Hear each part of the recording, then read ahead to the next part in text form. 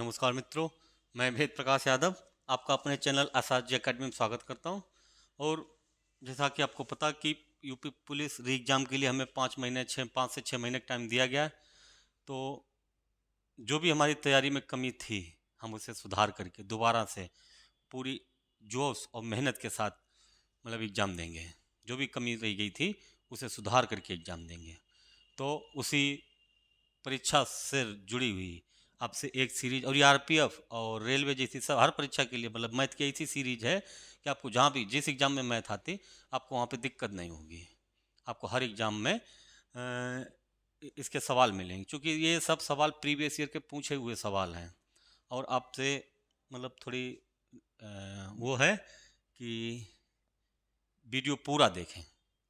पूरा देख के अगर फिर आपको कोई चीज़ समझ में नहीं आती, आप हमारा नंबर दिया रहता, आप किसी भी टाइम करके हमसे पूछ लीजिए। हम आपको बाकायदा हर चीज़ को डिटेल में फ़ोन से बता देंगे। अगर आपको कोई चीज़ समझ नहीं आ रही, हम पूरे सवाल को डिटेल से बता देंगे।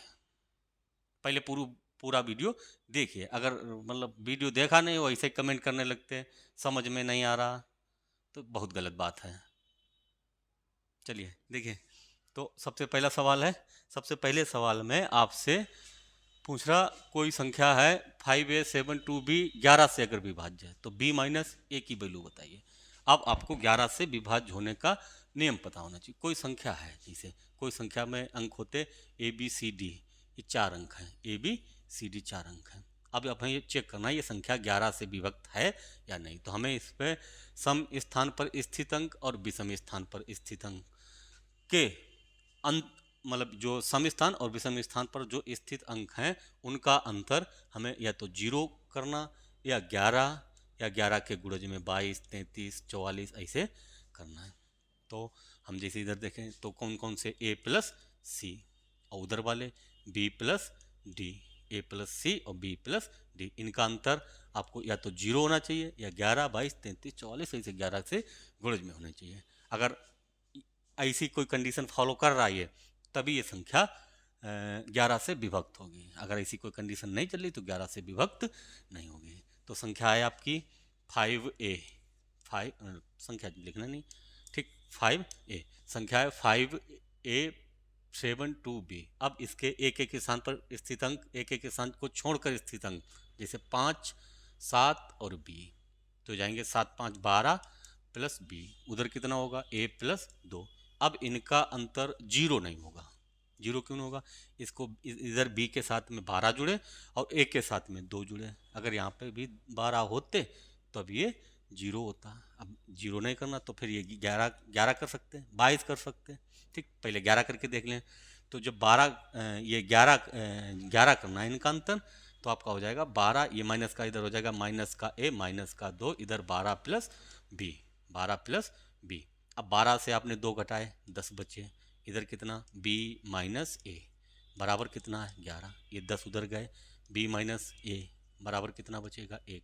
आपसे यही पूछा गया, b माइनस ए की वैल्यू, b माइनस ए का मान पूछा गया। अगला सवाल, ठीक, 6 अंकों की सबसे बड़ी संख्या 198 से विभाज्य है। यदि अंकों को पुनर्व्यवस्थित किया जाए तो संख्या किससे विभाज्य होगी?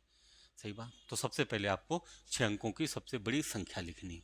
सबसे पहले 6 अंकों की सबसे बड़ी संख्या लिखनी।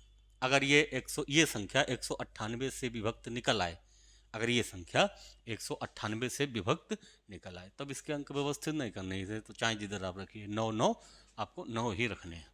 ठीक, अब इसको सबसे पहले हमें निकालनी कि 6 अंकों की सबसे बड़ी संख्या जो 198 से विभक्त हो। जब हमें 198 से विभक्त करेंगे तो एक कोई संख्या निकल के आएगी जो 6 अंकों की सबसे बड़ी होगी। अगर यही विभक्त हो जाए तो हम फिर इसी के अंकों को व्यवस्थित करेंगे। अगर ये नहीं व्यवस्थित तो यहाँ पे एक संख्या आपको निकल के आएगी। कैसे? जैसे आपने 198 का भाग 99 99 99 में देना, तो हमें 19 का भाग 99 में देना, 19 का भाग 99 में देना, आपको शायद 5 बार जाएगा। जैसे देख रहे हैं 5 अट्ठे 40, 5 नेम 45, 4 49, 5 एकन 5 और 4 9। ठीक, 5 अट्ठे 40, 5 नेम 45, 4 49, 5 एकन 5 4 9। ठीक, आपने घटाए 9 0 0, मतलब आपके बच्चे 9 9 उतार लिए।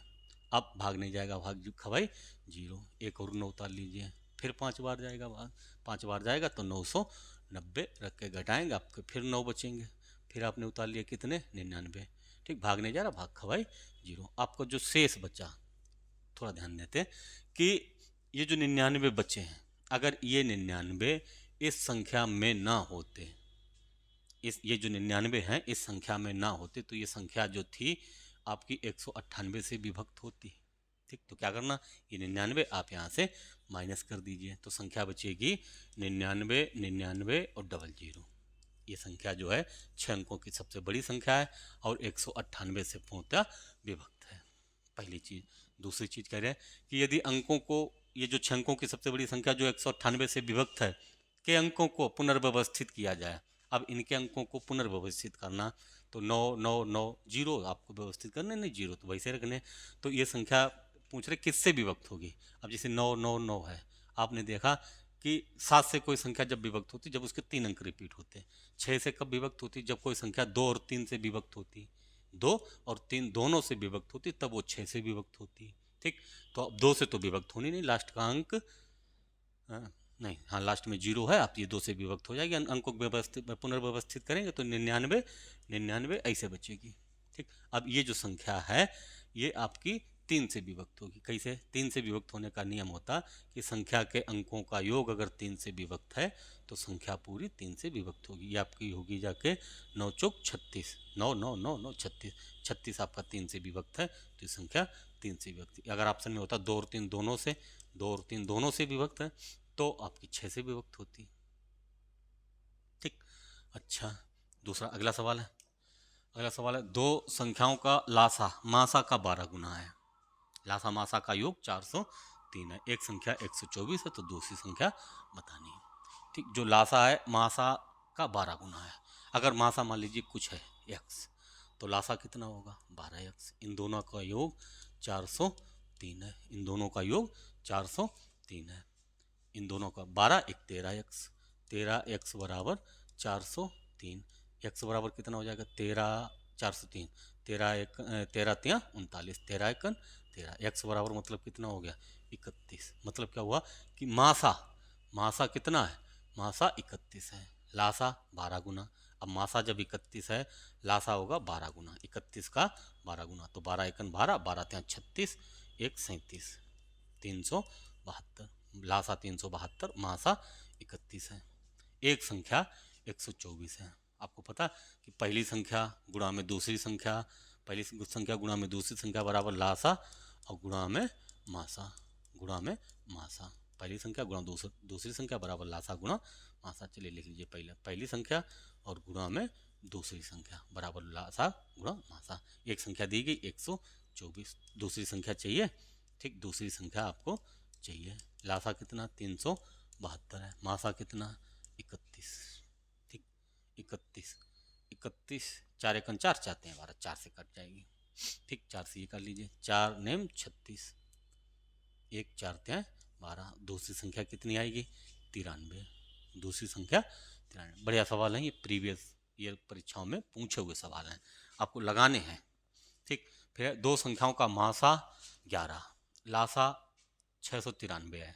उनमें से एक संख्या 77 है, तो दूसरी संख्या बताओ। अभी बताएं कि पहली संख्या गुणा में दूसरी संख्या, पहली संख्या गुणा में दूसरी संख्या बराबर लासा और गुणा में मासा। पहली संख्या गुणा में दूसरी संख्या बराबर लासा गुणा मासा। अब मासा, लासा कितना है 693, लासा 693, मासा 11 है। एक संख्या कहाँ गई 77 है, एक संख्या 77 है, तो दूसरी संख्या चाहिए, दूसरी संख्या काट दीजिए, 11 सत्ते 77, 7 नेम 63, 7 नेम 63, 6, ठीक। कौन सी है 99। ऐसे ही अगला सवाल है, x और y द्वारा प्राप्त अंकों का औसत y और z द्वारा प्राप्त अंकों के औसत से 35 कम है। z द्वारा प्राप्त अंक 85 हैं, z के अंक 85 हैं, तो x के अंक बताने। x और y द्वारा प्राप्त अंक, औसत बराबर योग बटे संख्या, तो x प्लस y और बटे 2, x y का औसत है। ऐसे y और z का औसत, y प्लस z का औसत, ये हो जाएगा इतना, ठीक। अब कौन सा 35 कम है, y और z द्वारा प्राप्त अंकों से औसत, ये 35 कम है, तो मतलब हुआ इसमें आप 35 जोड़ दीजिए, तब आपके ये बराबर है, ठीक। जेड द्वारा प्राप्त अंक 85 हैं। जेड के कितने हैं? 85 हैं। तो यहाँ पे आप 85 रख लेते हैं। कैसे? थोड़ा पहले इसे सरल कर लेते हैं। यहाँ पे एलसीएम 2, तो ये हो जाएगा x प्लस बाई और प्लस 1 का भाग देंगे 2, 35 दूना 70, 2 बराबर बाई, और बाई जेड की वैल्यू 85 है। जेड की वैल्यू 85 बटे 2, 2 से 2 खत्म। 2 से 2 खत्म। तो x के अंक चाहिए, x के अंक चाहिए, x के अंक चाहिए। x प्लस बाई का औसत बाई प्लस जेड के औसत से 35 कम है, और जेड के हैं 85 अंक, जेड के 85 अंक हैं। ठीक, जब इसमें आपने 35 जोड़े तो ये बराबर हो गया। इसे सरल किए, 2 1 का एलसीएम 2, ये हो जाएगा x प्लस बाई, और ये 1 का भाग दिया 2, 35 दूना 70, इधर बटे 2 बच जाएगा बाई प्लस 85। ठीक, बाई प्लस 85। अच्छा, 2 से 2 आपने काट दिए, ये बचा इधर आपका x प्लस बाई और प्लस 70 बराबर बाई प्लस 85। बाई प्लस 85 आपको वैल्यू किसकी चाहिए? x की चाहिए। ठीक, अब ये एक इधर प्लस का, एक इधर प्लस का, एक तरफ जाएंगे, एक माइनस के, एक प्लस के, खत्म। ठीक, अब ये 70 उधर जाएंगे, तो x बराबर आपका आ जाएगा 85 से 70 घटे तो 15, x बराबर 15, x बराबर 15, x के प्राप्तांक 15। ऐसे आगे a अनुपात b 4:5, b अनुपात c 3:10, तो a अनुपात c चाहिए। अनुपात समानुपात बहुत छोटा सवाल है, आपको करना क्या, सिर्फ इतना करना, a अनुपात b की वैल्यू दी हुई 4:5, और इधर b अनुपात c की वैल्यू दी है 3:10। बस आपको इधर देखना है, एक खाली जगह पड़ी, एक इधर, इधर वाला अंक इधर खींच लीजिए 3, इधर वाला इधर, कुछ नहीं, इनका सीधा सीधा गुणा करके इधर आपका आ जाएगा a अनुपात b अनुपात c, ये हो जाएगा 12, 15 और 50। अगर ये इनमें कोई चीज़ कॉमन है तो उसे काट दीजिए, नहीं कॉमन है तो फिर यही अनुपात है। आपको चाहिए a अनुपात c, मतलब 12:50 चाहिए। ये 12 a और c 50 है, तो 12 और 50 काट दीजिए, 6 और 25 कितना हो जाएगा? a c 6 और 25, a अनुपात c कितना? 6, 25। अगला सवाल है, निम्नलिखित समुच्चय का औसत बताना। आप कुछ नहीं, कोई ट्रिक, कोई फार्मूला, कोई बेसिक कुछ नहीं लगाइए, आपको सिर्फ औसत बराबर पता होना चाहिए। औसत बराबर योग बटे संख्या, औसत बराबर योग बटे संख्या। योग बटे संख्या का मतलब, अब इन सब का योग, और संख्या कितनी है इनकी? 1 2 3 4 5 6 7 8 9 है। ठीक, जो भी है, और बटे में आपको 9 से भाग देना है, तो आप जोड़ लेते हैं। 6 3 9 6 15 2 17 4 21 22 6 28 8 36 और 36 2 38 हासिल के 3, 12 5 17 17 7 24 3 27 3 30 9 39 9 48 48 और 9 57 और 8 65, 57 और 8 65 हासिल के 6 9 6 और 6 12 12 4 16 8 24 24 5 31 31 9 40 6 46 5 51 51 3 54 54 6 60 भाग दीजिए। 60 58 में 9 का आप भाग देंगे तो हो जाएगा 9 छंग 54, 6 बचे 65, 9 सत्ते 63, 2 बचे 28, 9 त्या 27, एक बचा, एक बचा, तो अब 673 600 है, कुछ गलत है, 673 एक मिनट दोबारा से चेक करना पड़ेगा। 1 2 3 4 5 6 7 8 9 है, बटे में आपका 9 रहना है, बटे में 9 रहना। आप जोड़ लेंगे 3 6 9 6 15 2 17 4 21 22 6 28 28 8 36 36 2 38 हासिल के 3 9 3 12 12 5 17 6 23 3 26 3 29 29 9 38 38 और 9 38 और 9 47 47 और 9 56 47 9 56 और 56 और 8 62, 56 8 64, 56 और 8 64 हासिल के 6 12 4 16 16 8 24 24 5 29 29 9 29 और 9 38 29 9 38 38 6 44 5 49 49 और 3 49 3 52 52 6 58 58। अब भाग दीजिए, 9 छंग 54, 4 बचे 44, 4 बचे 44, 9 चौक 36। फिर गड़बड़ है।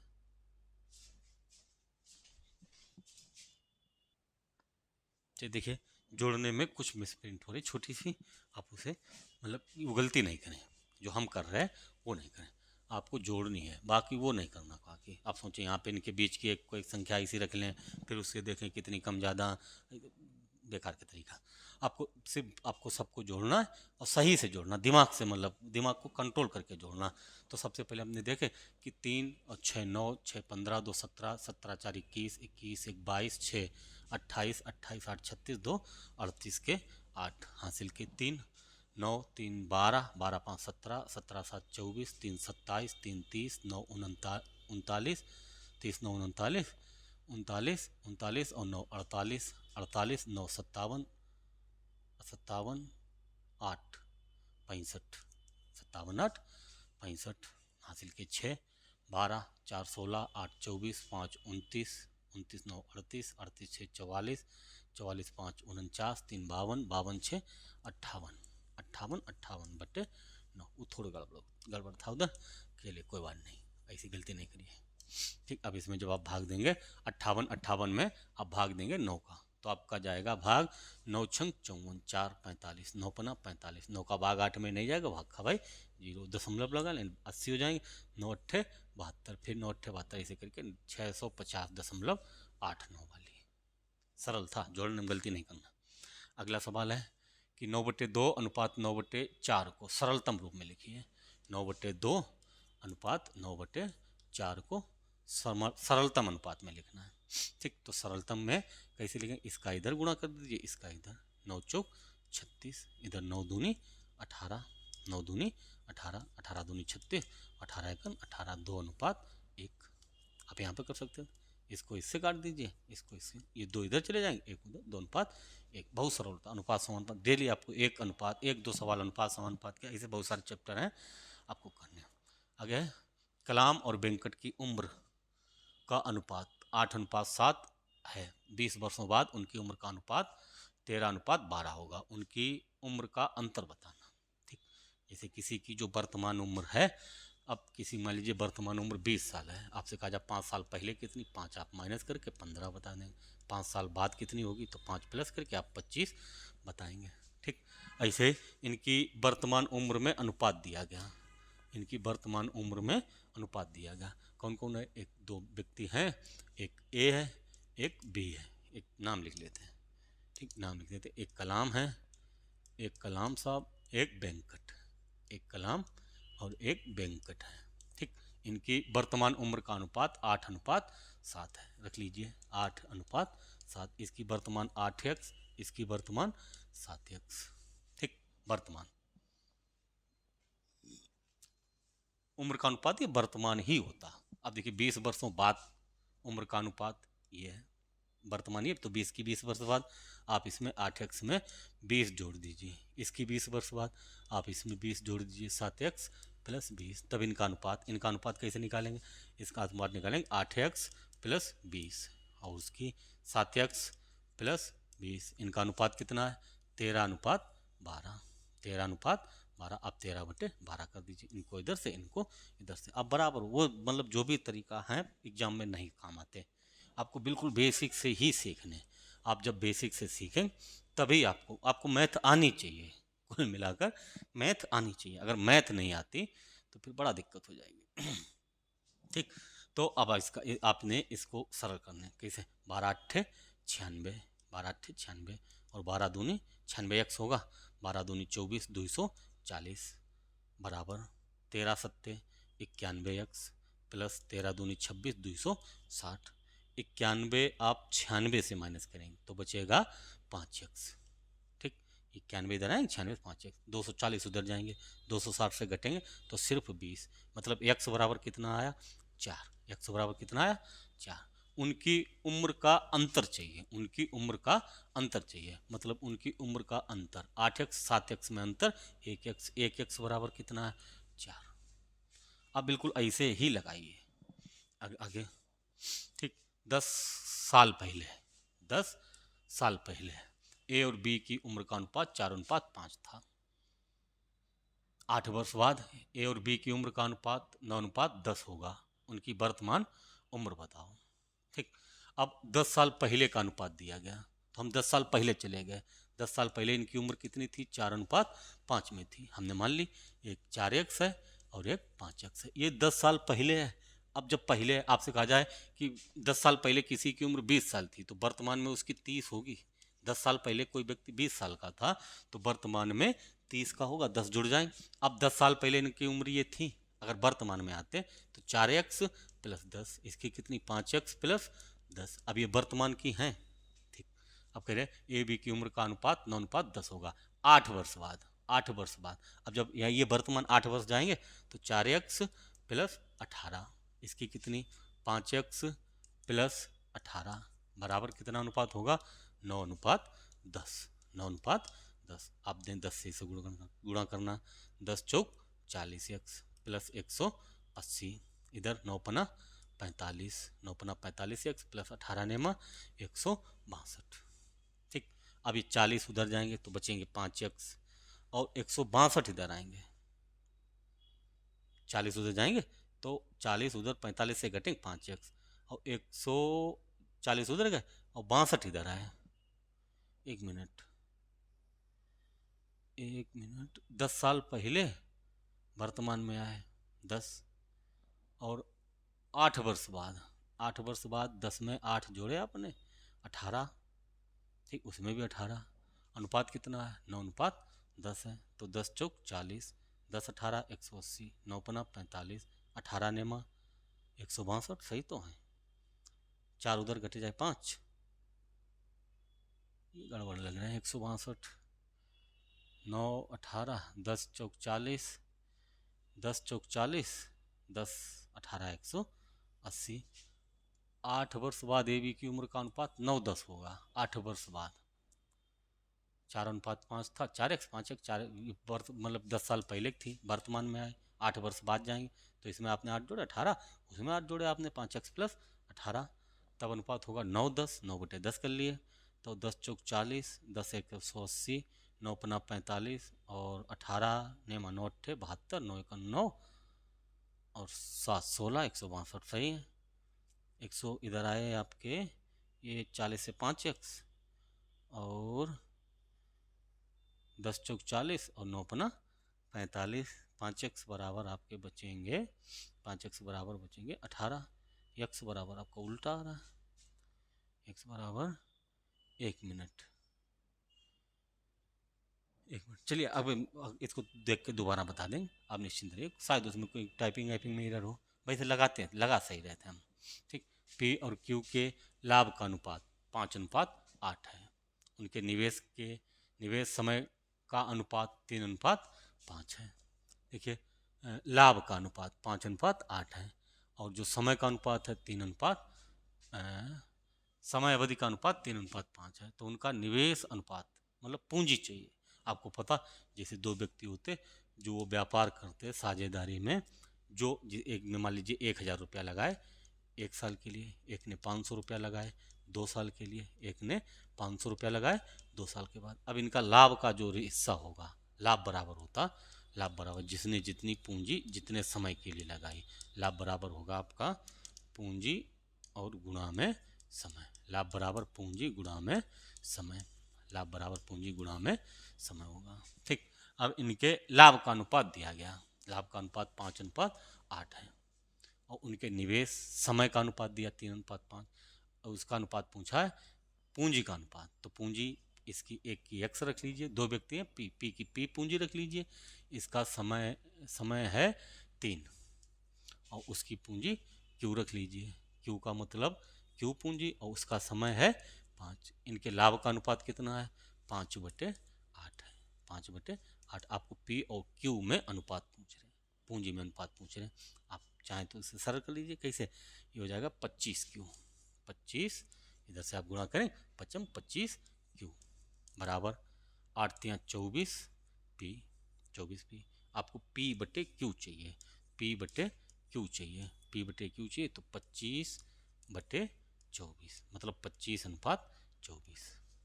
थोड़ा संभाल के करते कि 24:25 भी दिया गया और 25:24, इसमें उल्ट मतलब कन्फ्यूज नहीं हुई, 25-24 आया, पी क्यू चाहिए। ठीक, अगला सवाल पार्टनरशिप का आइए। अगला सवाल है ABC साझेदार हैं, 5:3:6 के अनुपात में लाभ साझा करते हैं, मतलब लाभ का अनुपात दिया। ए का लाभ का हिस्सा 1,92,380 है, ए का हिस्सा इधर कितना है 5, तो फिर सी का हिस्सा कितना है 6 बराबर, 5 बराबर इतना, तो 6 बराबर चाहिए, मतलब 5 बराबर ही दिया गया। एक बराबर कितना होगा 5 त्याँ 15, 4 42, पनवट 40 2 23, 5 चौको 20 3 38, 5 सत्ते 35, 3 5 छक्का 30, ये 1 यूनिट बराबर आ गया। और आपको सी का हिस्सा चाहिए तो 6 से आप इसमें गुणा कर दीजिए, 6 छरंग 36, यही है शायद 6 का हिस्सा चाहिए।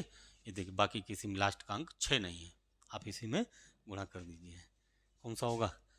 ठीक, आप चाहें तो पूरा गुणा कर लें, 6 छरंग 36, 6 सत्ते 42, 3 45, 6 चौक 24 और 4 48, 24 4 28, 6 ठे 48 2 50, 6 त्याँ 18 5 23, सी का चाहिए।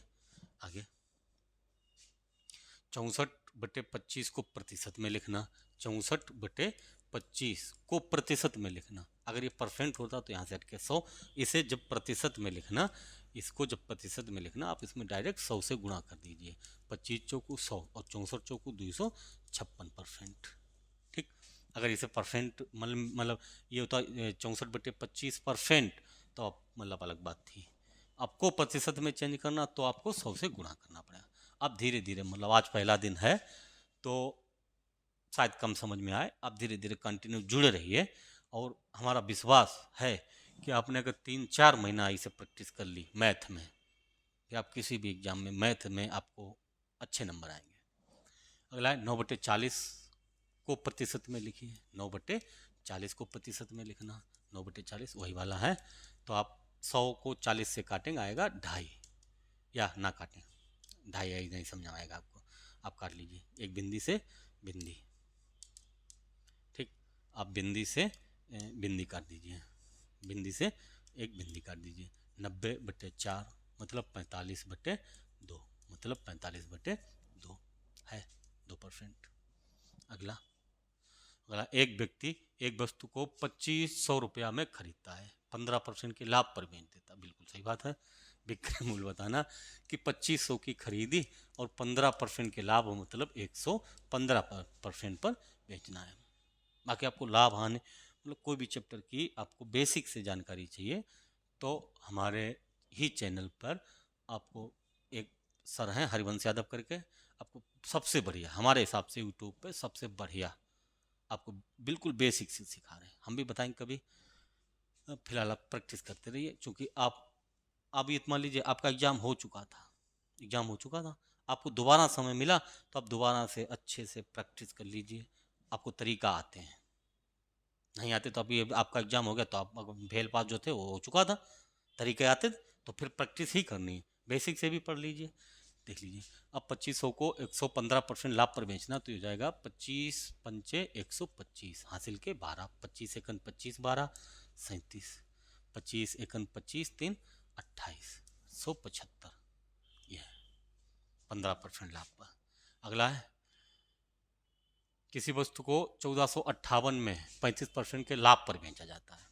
जब 1458 में बेची कोई वस्तु 1458 में, तब कितना लाभ है 35%। आप क्रय मूल्य निकालिए 100% है और 35% लाभ 135/100, तो यहाँ से इसका आपको क्रय मूल्य आ जाएगा।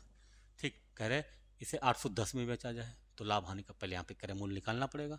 आप 5 से काट लीजिए, 5 दूनी 10, 5 सत्ते 3 बचे 35, 5 सत्ते 35, 5 से आपने काट ली 20। अब ये 8 5 13, 13 4 17, 1 18, 3 नियम 27, 3 चौको 12, 2 25, 3 8 24, तिछाक 18, 9 पना 45, 9 पना 45, 3 बचे 36, 9 चौक 36, 54 दूना 108, 1080। क्रय मूल्य कितना हो गया 1080। 810 में बेचा जाए तो हानि होगी, क्रय मूल्य 1080 और विक्रय मूल्य 810 है, तो हानि होगी कितनी, कितने परसेंट पूछी, तो आप पहले हानि निकाल लीजिए, 810 यहाँ से घटा दीजिए 0, 8 से 1 घटे 7, 8 से 1 घटे 7 और 10 से 8 घटे 2, 270 की हानि है।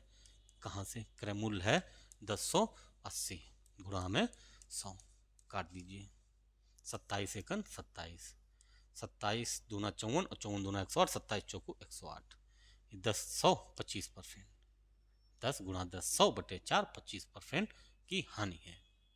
पहले क्रय मूल्य निकाल लीजिए, फिर लाभ हानि का जो परसेंट चाहिए वो देख लीजिए। फिर है मैथ की एक किताब का अंकित मूल्य 550 रुपया है, 20% 30% की क्रमिक छूट पर बेचा जाता है। बिल्कुल सही बात है, 550 अंकित मूल्य है, ठीक। 20% और 30% की छूट, 20% आप छोड़ देंगे तो 80% बचेगा, 80 बटे 100 ये क्रय अंकित मूल्य है। 20% छोड़े 80, 30% छोड़े तो कितना बचेगा 70%, 70 बटे 100 निकाल दीजिए। 100 से 2 बिंदी कैंसिल, एक ये कैंसिल, 5 से काटे 11, 5 दूनी 10, 2 चाकू 8, 7 चौक 28 और गुणा में 11, 11 28 एकन 28, 28 एकन 28 2 30, 308 रुपया इसका विक्रय मूल्य चाहिए। अंकित मूल्य पर जितने परसेंट छूट दी जाती है उतने छोड़ देते हैं। आगे 10%, 17%, 25% के क्रमिक छूट के समतुल्य एकल छूट चाहिए, समतुल्य बट्टा चाहिए। समतुल्य बट्टा जैसे कोई चीज़ 100 है, 100 है, अंकित मूल्य 100 है, 10% छोड़े तो 90 बचेगी, 90%, ठीक। और 17% छोड़े तो 100 से 17 घटे 83 बचेगी, 83%। 25% छोड़ेंगे तो 75% बचेगी, 75 बटे 100। आप 100 से 100 काट दीजिए, एक बिंदी से बिंदी काट दीजिए, 25 ત્યાં नहीं काटिए, 100 है नीचे बने, एक बिंदी है, 9 83 और 75, 9 83 75 गुणा कर लीजिए, 9 ત્યાં 27, 9 अट्ठे 72 और 2 74 गुणा में 75 और बटे 1000, बटे 1000, ठीक। अब इनका गुणा करके 2 अंक बाद दशमलव लगा दीजिए और 100 से घटाना पड़ेगा, ये अंकित है जो बचेगा अभी निकाल देते हैं, ठीक। तो आपने गुणा करना 5 सत्ते 35, 5 सत्ते 35, 5 चौको 20 और 5 सत्ते 35, 5 चौको 20, 3 23, 5 सत्ते 35 और 2 37, एक अंक छोड़ के आप 7 से गुणा कर लीजिए, 7 सत्ते 49, 7 चौक 28 4 32, 32 और 7 सत्ते 49 और 3 52 जोड़ते 5 9 3 12, 7 2 9 1 10, 10 4 और 2 6 और 5, अब 3 अंक बाद दशमलव 56.025 बची है, आप 100 से घटा दीजिए, 100 से कितना घटाएंगे 56.02, तो बचे कितनी, निकटतम पूर्णांक तक चाहिए तो आप घटा देंगे, तो ये तो छोड़ दीजिए, आप 100 से 56 घटा दीजिए तो बचेगी 40 और 4 44%। अंकित मूल्य पर छूट जाने के बाद विक्रय मूल्य आता, जो मतलब अंकित 100 था, बची कितने 56.025, ठीक, इतनी बची, तो छूट कितनी गई, छूट गई है आपकी 44%, लगभग ये दशमलव जाएगी, लगभग निकटतम पूछी तो लगभग 44%। अगला सवाल देखते हैं। एक पंसारी द्वारा 69 रुपया और 92 रुपया प्रति केजी वाली 2 किस्मों की दालों को किस अनुपात में मिलाया जाए ताकि मिश्रण का मूल्य 79 रुपया 50 पैसा प्रति केजी हो जाए। देख लीजिए, आपको एलिगेशन के मेथड से 79 है और एक 92, बीच में मिश्रण का मूल्य चाहिए कितना 79 रुपया 50 पैसा, आप यहाँ पे बीच में रख लीजिए 79 रुपया 50, इनका डिफरेंस इधर, इनका डिफरेंस इधर, यही रेशियो होगा। अब 92 से 79.5 घटाएंगे तो 92 से 79.5 घटाएंगे तो बचेगा आपका 0.5, 11 से 9 घटे 2, 8 से 7 घटे 1, तो ये बचा 12.5, इधर बचा 12.5। अब इनका डिफरेंस तो 79 से 69 घटा दीजिए तो 0.5 और 0, 7 से 6 घटे 1, 10.5, आपको निकालना किस में रेशियो 12.5 और 10.5, दशमलव से दशमलव हटा दीजिए, 5 से काट लीजिए, 5 दूनी 10, 5 एकन 5, 5 दूनी 10, 55 25 25 21 25 21, सरल है, मिश्रण का है ये, एलिगेशन मेथड से लगाते, कभी बताएंगे डिटेल में, नहीं तो बता रहे हमारे सर। एक पंसारी द्वारा 75 रुपया और 100 रुपया प्रति केजी वाली 2 दालों को किस अनुपात में मिलाया जाए ताकि 86 रुपया 50 पैसा के प्रति केजी। आप इसका उत्तर बहुत सरल है, अभी बताए, इसे आप इसका उत्तर कमेंट बॉक्स में लिख दीजिए। चलिए, बढ़िया सवाल थे 20 सवाल, आप अगर जुड़े रहे, आपने साथ दिया, सहयोग किया, तो आपको डेली आपको ऐसे ही 20 सवाल प्रीवियस ईयर परीक्षाओं में पूछे हुए सवाल आपको डेली करने मिलेंगे। चलिए, जय हिंद मित्रों।